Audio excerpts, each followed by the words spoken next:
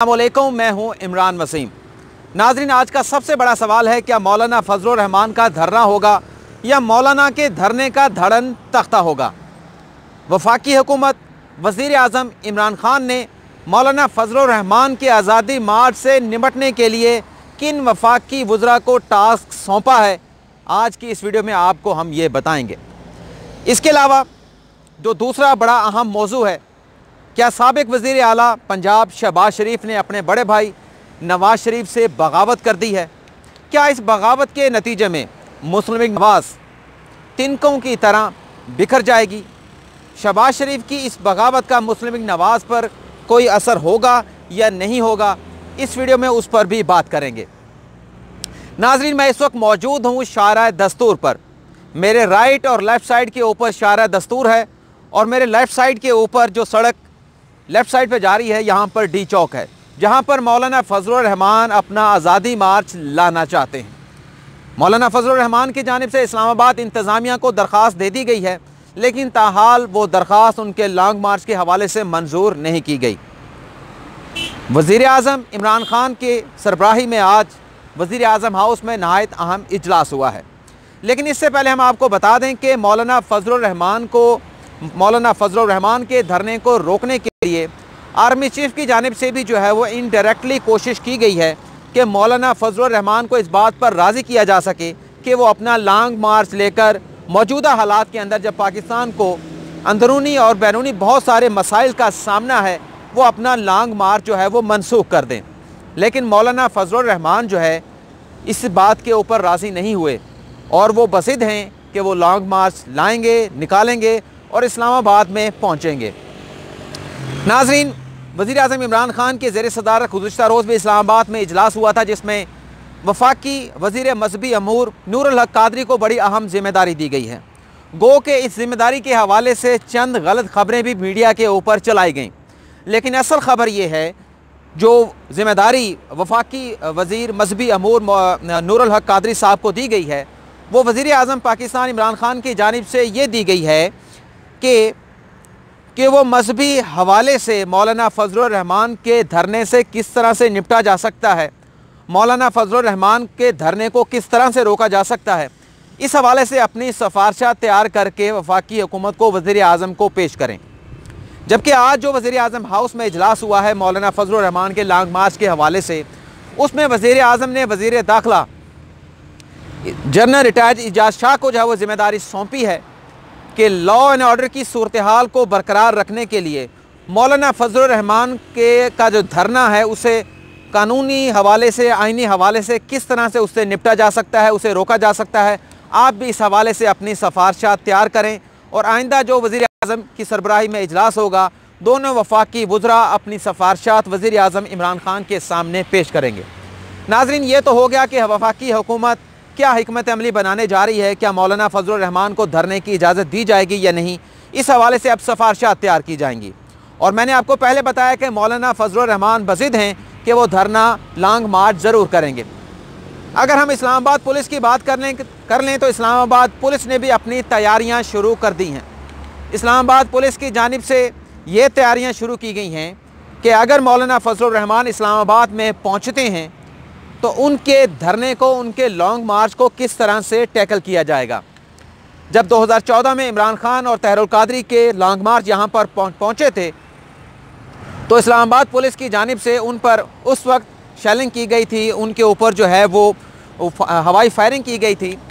जब इन दोनों लॉन्ग मार्च की जानिब से अपारा चौक से पार्लियामेंट की जानिब पेशकदमी की गई थी और जब पार्लियामेंट से जो है ये दोनों लॉन्ग मार्च जो है वो वज़ीर आज़म हाउस या सदर हाउस की जानिब जो है वो पेशकदमी के लिए आगे बढ़े थे, तो उस वक्त इस्लामाबाद पुलिस की जानिब से इन लॉन्ग मार्च के शुरका के ऊपर जो है वो शेलिंग की गई थी, इसे रोकने की कोशिश की गई थी।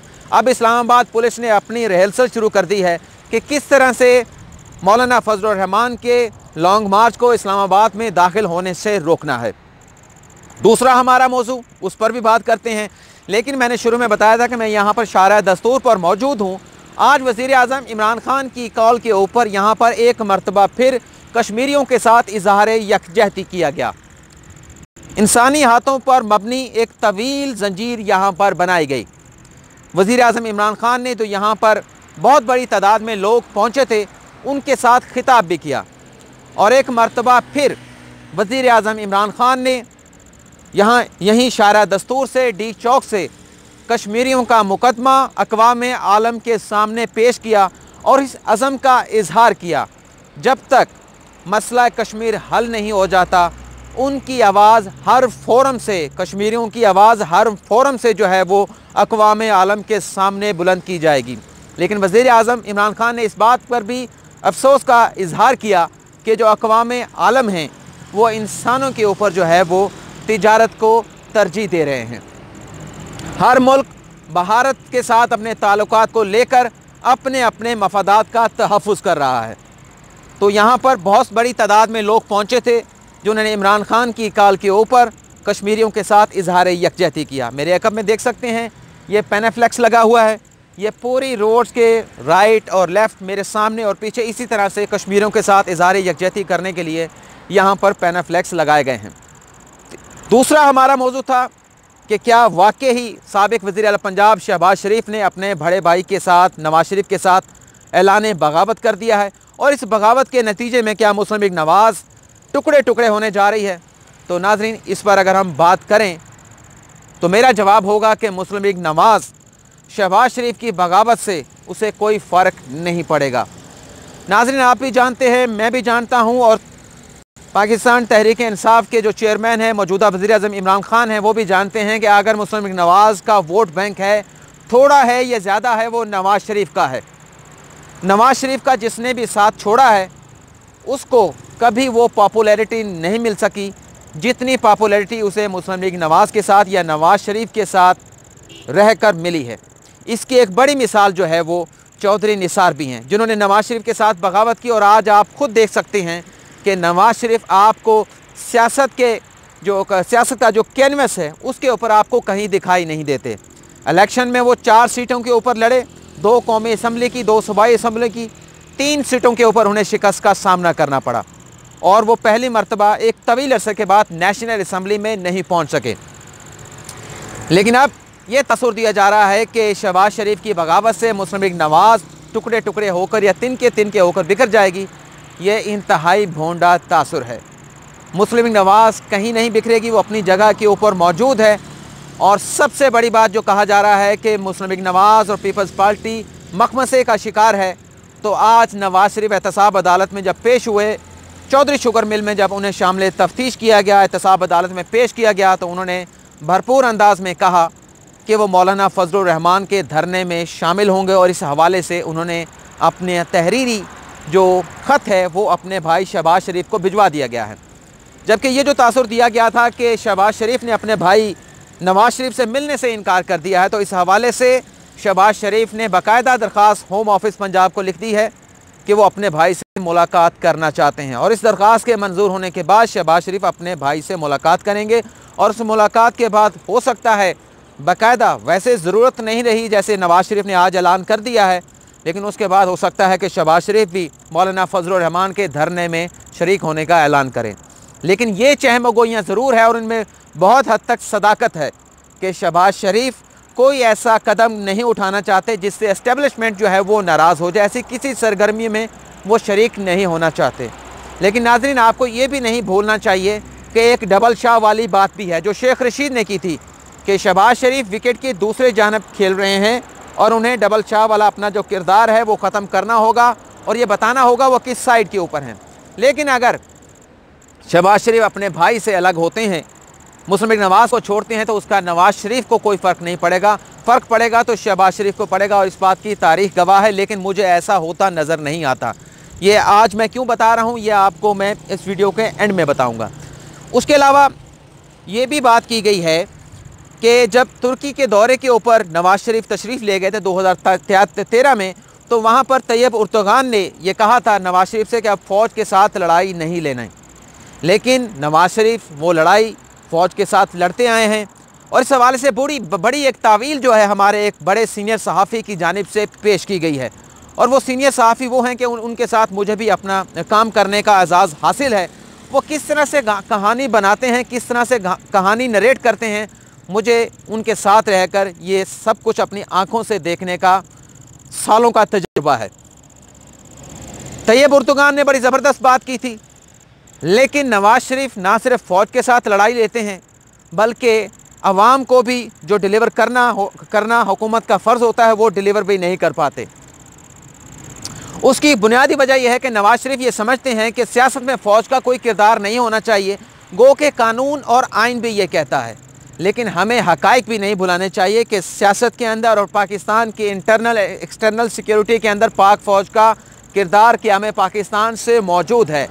और अगर इस किरदार को कोई सियासतदान ख़त्म करना चाहता है तो उसका वाहिद हल या तरीका यही है कि अवाम के जो मसाइल हैं उनको हल किया जाए, मुल्क से बेरोज़गारी का ख़ात्मा किया जाए, मुल्क में तालीम और सेहत की सहूलियात जो हैं वो वाफिर मिकदार में फ़राहम की जानी चाहिए, अवाम खुशहाल हो। जब अवाम सियासतदानों से खुशहाल होंगे तो अवाम ख़ुद कहेंगे कि सियासत में फ़ौज का किरदार नहीं होना चाहिए। जब इन सियासतदानों की वजह से मुल्क के अंदर एक्सटर्नल और इंटरनल मसाइल पैदा होते हैं तो फ़ौज को मजबूरन आना पड़ता है। और फ़ौज के साथ जब आप इस किस्म का ज़िद वाला रवैया रखेंगे तो कभी उसको कबूल नहीं करती। ये हक़ाइक़ हैं हमारी सियासत के, हमारे पाकिस्तान के अंदर जो पाकिस्तान का निज़ाम है। इमरान खान नवाज शरीफ साहब ना सिर्फ फ़ौज के साथ लड़ाई लेते हैं बल्कि अवाम को जो डिलीवर करना होता है उस तरह से डिलीवर भी नहीं कर पाते और उनके गिर्द ऐसे लोगों का घेरा हो जाता है जो खुशामती लोग होते हैं और अवाम के जो मसाइल हैं वो उन तक नहीं पहुँच पाते। लेकिन अगर हम मौजूदा हुकूमत की बात करें तो मौजूदा दौर में वज़ीर आज़म इमरान खान के आर्मी चीफ़ के साथ बड़े अच्छे ताल्लुकात हैं, एक पेज के ऊपर हैं। आर्मी चीफ़ ने मौजूदा हुकूमत की कामयाबी के हवाले से बहुत से इक़दाम उठाए हैं। UAE के साथ, सऊदी अरब के साथ पाकिस्तान के ताल्लुकात नवाज शरीफ के दौर में उस तरह के नहीं थे जिस तरह के आज के दौर में हैं। दोनों ममालिक ने पाकिस्तान को अरबों डॉलर का जो है वो सॉफ्ट लोन भी दिया है, पाकिस्तान को जो है वो ग्रांट भी दी गई है। अमेरिका के साथ पाकिस्तान के ताल्लुकात बेहतर नहीं थे, लेकिन अफ़गान अमल की बदौलत आर्मी चीफ़ ने अमेरिका को भी जो है वो पाकिस्तान के साथ अच्छे ताल्लुकात बनाने के ऊपर मजबूर किया। आपको याद होगा जब वज़ीर आज़म इमरान खान की हुकूमत आई तो ट्रंप के क्या बयान थे, लेकिन जब ये अफ़गान प्रोसेस शुरू हुआ और पाकिस्तान की अहमियत का जो है वो अहमियत अमेरिका की जानिब से तस्लीम कर ली गई तो अब ट्रंप का रवैया इमरान खान के साथ कैसा है आप इसका खुद अंदाज़ा कर सकते हैं। लेकिन यहाँ पर इमरान खान हमारे जो वज़ीर आज़म हैं वो इस बात को जो है वो लेक कर रहे हैं, एक अहम चीज़ की तरफ जो है वो तवज्जो नहीं दे रहे कि आर्मी चीफ़ के साथ तो उनके ताल्लुकात ठीक हैं लेकिन गवर्नेंस के हवाले से इमरान खान के भी बहुत ज़्यादा मसाइल हैं, ख़ास तौर पर पंजाब के अंदर। और पंजाब में पाकिस्तान तहरीक इंसाफ की जो पॉपुलैरिटी है वो बड़ी तेज़ी के साथ नीचे आ रही है। बेरोज़गारी के लोगों के मसाइल जो है वो हल नहीं हुए, गुर्बत में इजाफ़ा हो रहा है, मुल्क की शरह नमू जो है वो नीचे जा रही है। और जो मुआशी पॉलिसियाँ बनाई हैं वज़ीर आज़म इमरान खान की मुआशी टीम में, उन पर ताजरों का जो एहतजाज वो बज़ाहिर दुरुस्त लगता है, क्योंकि एक तरफ तो शरह सूद जो है उसे बढ़ा दिया गया, दूसरी जानिब बिजली और गैस की कीमतों को बढ़ाया जा रहा है, जो इम्पोर्ट है उसके ऊपर पाबंदी लगा दी गई है। इन तमाम चीज़ों की वजह से जो मौजूदा कारोबारी तबका है, जो सनतें हैं, वो बहुत शदीद जो है वो मुतासिर हुई हैं। लेकिन इमरान खान तक सही बात नहीं पहुंचाई जा रही और गवर्नेंस के मसाइल की वजह से आर्मी को जो है अब बहुत सारी बातें सुननी पड़ती हैं लोगों की जानिब से, आवाम की जानिब से। तो वज़ीर आज़म इमरान खान को भी अपनी गवर्नेंस के हवाले से भरपूर तवज्जो देनी होगी। और वीडियो के आखिर में बात करूंगा कि इंतहाई अफसोस के साथ ये कहना पड़ता है कि हमारे नाम नहाद सहाफ़ियों ने ये वतीरा बना लिया है कि आवाम तक सच्ची खबर नहीं देनी। पहले खबर दी गई कि डील हो गई है और फिर कल रात ये खबर दी गई कि आर्मी चीफ़, वज़ीर आज़म और DGISI ने यह फ़ैसला किया है कि मुआशी दहशत गर्दों के साथ किसी किस्म की कोई डील नहीं होगी। और अपनी खबर बाउंस होने के ऊपर उस नाम नहाद सहाफ़ी की जानिब से किसी किस्म की माजरत या गलती का इजहार नहीं किया गया। फिर इलेक्शन कमीशन के हवाले से एक भोंडी खबर दी गई और ये तासुर दिया गया कि तहरीक इंसाफ की हुकूमतें ख़त्म हो जाएंगी। वो खबर बाउंस हुई लेकिन उस पर भी कोई माजरत नहीं आई। और कल फिर ये खबर दे दी गई कि मौलाना फजलुर रहमान का धरना धरा का धरा रह गया। मौलाना फजलुर रहमान का धरना होगा। अब तक के हालात के मुताबिक मौलाना फजलुर रहमान डटे हुए हैं। और ये खबर भी दी गई कि शहबाज शरीफ ने बगावत कर दिया और तहरीक मुस्लिम लीग नवाज़ जो है वो तिनके होकर बिखर जाएगी।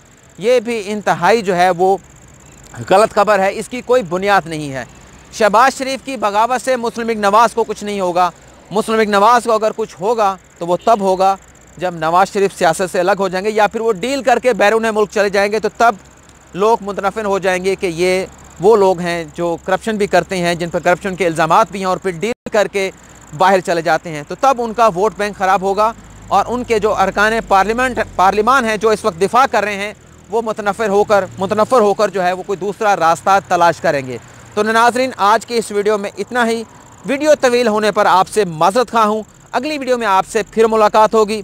वीडियो पसंद आए तो दोस्तों के साथ शेयर भी कीजिएगा, चैनल सब्सक्राइब भी कीजिएगा और बेल आइकॉन को प्रेस करना मत भूलिएगा। तो नाज़रीन, आपसे इजाज़त चाहूँगा। अल्लाह हाफ़िज़।